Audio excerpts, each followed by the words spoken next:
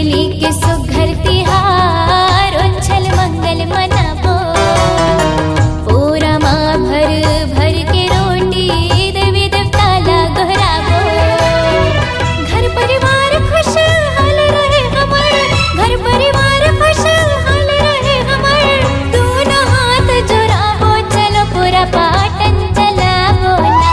चलो नदिया बैला दौड़ाबो जी, चलो नदिया बैला दौड़ाबो ना।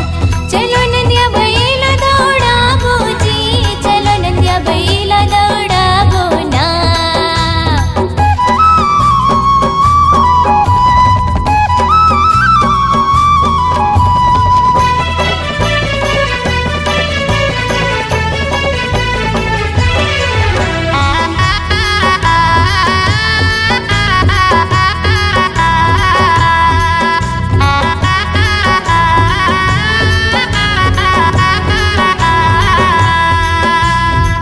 अन्न माता गर्भ धरही, किसना साज सजाही।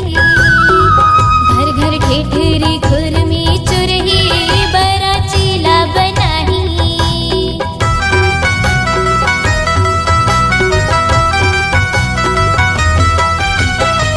अन्न माता गर्भ धरही, किसना साज सजाही। घर घर ठेठरी खुरमी चुरही, बरा चीला बनाही। खेलबो कबड्डी खो खो फुगड़ी, खेलबो कबड्डी खो खो फुगड़ी। हार जीत लगाबो, चलो नदिया बैला दौड़ाबो ना।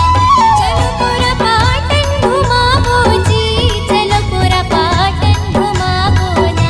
चलो पूरा पाटन घुमाबो जी, चलो पूरा पाटन घुमाबो ना।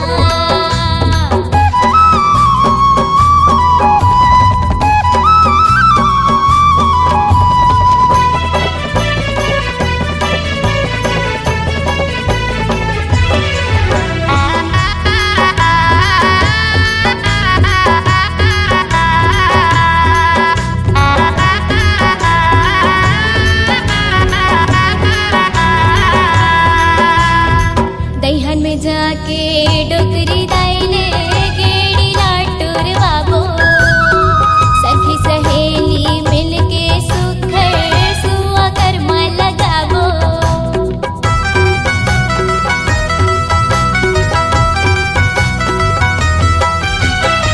दैहन में जाके